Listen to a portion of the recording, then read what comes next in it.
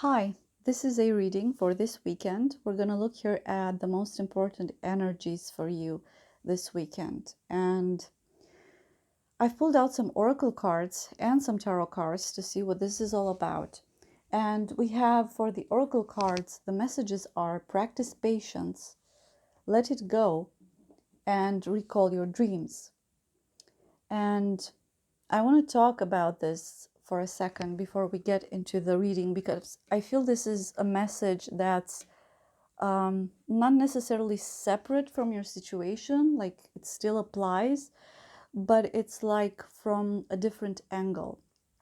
It's like giving you a tool to work through whatever it is that you're needing to work through. I find this very interesting, the fact that this card came out, because I was just talking earlier with someone about keeping a dream journal. And it's it's good for us to do that because usually what's brewing in the subconscious right now will manifest and will rise into the conscious in like 6 months or so, give or take a couple of months.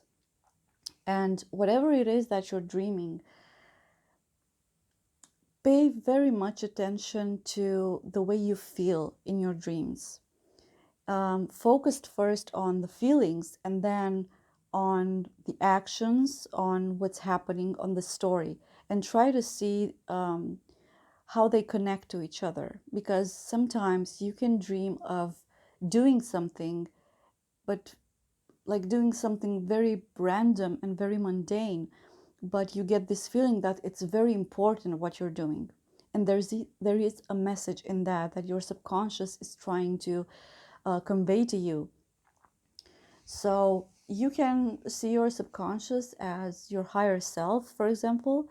Like it can also be your spirit guides or your guardian angels, uh, whatever it is, whatever thoughts you have on this. It's just a message that's trying very hard to get to you. And when you keep note of your dreams, it's easier to recognize some patterns. For example, you might dream of a particular person over and over again. And it's important to know that in most of the cases, it's not about the person, because that person is actually a different facet of your personality, of yourself. That person is not the real person that you know in your 3D life. It's just another piece of you. And it's that piece that's trying to communicate with you that in your real life, you're not hearing it. You're blocking it for different reasons. Now let's get into the reading. With the practice patience and let it go messages here, I feel like this is for someone that is really wishing or hoping for something to happen, to manifest something. And they wish this so badly that it's like they're keeping the energy stuck.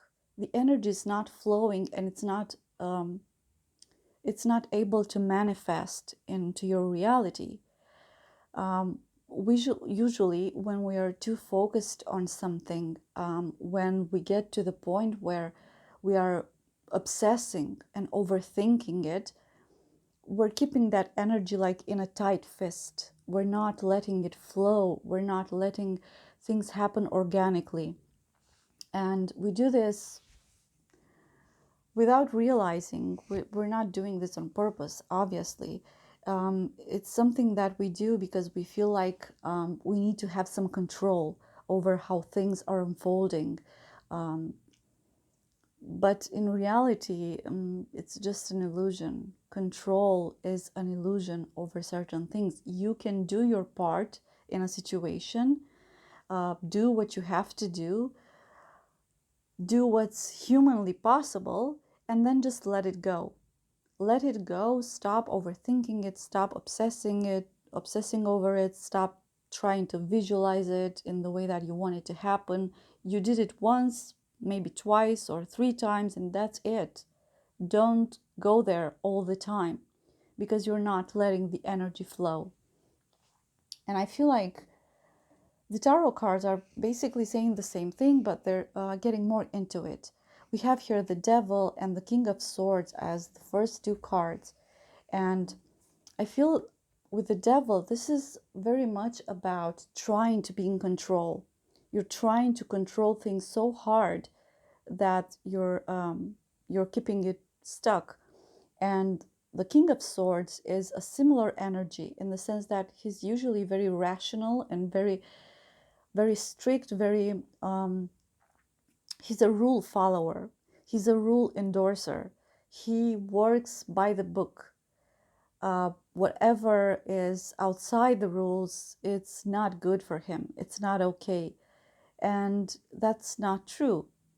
It's, again, this way of thinking that you have control, but it's an illusion. With the devil, this is an illusion, this control. It's actually doing more harm than good. The next card here, we have the Page of Cups. And this is the energy that you're encouraged to be in. I feel like this whole message is coming from someone on the other side, or I don't know how to say it. Your higher self, your spirit guides, your guardian angels, someone that you loved and lost. And I feel like it's a message of encouragement. It's like they are encouraging you from the sidelines and they're saying, you're doing so great. You have exceeded my expectations or our expectations. You're doing extraordinarily. And here's some tips on how to go forward. And with the Page of Cups, it's like they're telling you to let the energy flow, because the Page of Cups is about being in that creative mindset, being in that innocent mindset. The pages usually are a bit immature in their energy, but I feel like in this case it's a positive thing, because with this immaturity comes certain amount of innocence, and that leads to curiosity, that leads to wanting to know more, it leads to doing a bit more research and trying to understand things from a different perspective. And this is exactly what the next two cards are about: Eight of Pentacles and Page of Swords. Eight of Pentacles is about working on something that is beneficial for you. You're very diligent about it. Uh, you're very focused on it, and it will pay. It will come back in abundance and beautiful results. And the Page of Swords is about being curious about it, being curious on how to find new perspectives, how to learn new ways of navigating your life, you know. And the last card that I even clarified, because I wanted to make sure that it's what I was feeling it was about. It's Four of Pentacles. And when this card came out, I immediately thought amassing wealth. But it's not exactly amassing wealth. It's more like amassing knowledge that will lead to abundance for you. So you're on a very good path here. You just have to relax a bit and have a bit more patience with yourself, with others, with the entire universe. Let things flow. Let them unfold. Don't put up resistance, because focusing too much on what you want to happen is at some point putting up resistance. It's like you're telling the universe you don't believe that it will happen. You know, it's like you're not having faith. You don't trust it. So if you don't trust it, it doesn't manifest. Now I wanna try to take this reading to a 3D level, because sometimes when I'm doing a reading for a day or 2 days or a very short amount of time, the cards that come out are very literal. And I want to bring this message into the 3D as well, because so far I've been conveying the message just as I received it at first, very spiritual, very abstract, you know. But let's get into it at a more mundane level. And I feel like for some of you, this is about, I'm going to give you an example and you're going to have to apply it to your situation, but I want to make sure that I'm getting the message across right. It's like you're planning a wedding and you've always known how you want it to be. You know exactly what flowers you want. You know everything about the dress. You know everything about uh, every little detail. You know, and you've dreamed about it for so long. But it's like when you're in preparation for it, there are certain factors that are constricting you. And I feel it here with the devil and the King of Swords. This is like a father figure or someone that's more in charge, someone that has this father energy about them, and they're very involved in this wedding, right? And it's like you've always wanted to have lilies as flowers for your wedding, and they're like, no, lilies are too expensive and we're gonna throw them away anyway, so let's get something cheaper.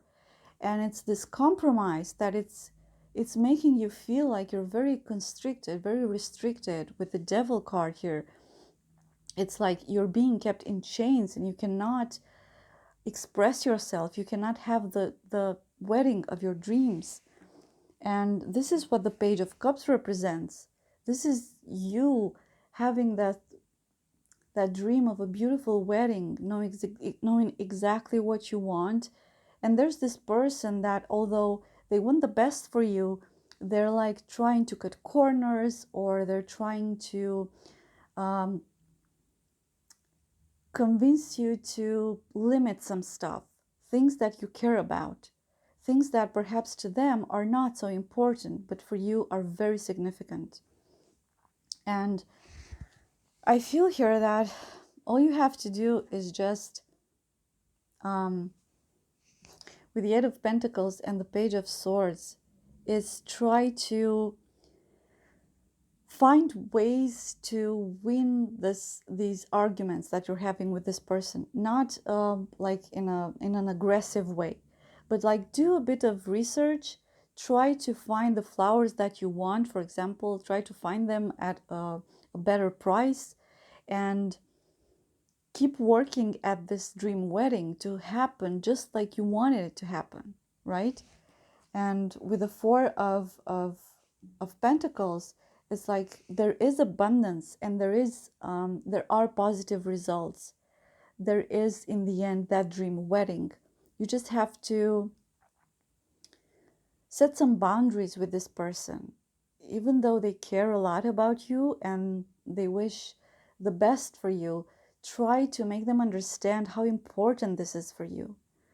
So you don't have to take this like literal. It doesn't have to be about a wedding. Maybe you're not getting married, but it doesn't matter. It's just an example so that you can understand the message here. Just be a bit more patient, but also try to express your point of view. You know, compromise is good, but not when it's hindering your biggest dream, right? Well, I hope you find this reading helpful. Don't forget to like and subscribe if you resonated with this reading, and I'll see you again soon. Thank you for watching. Bye.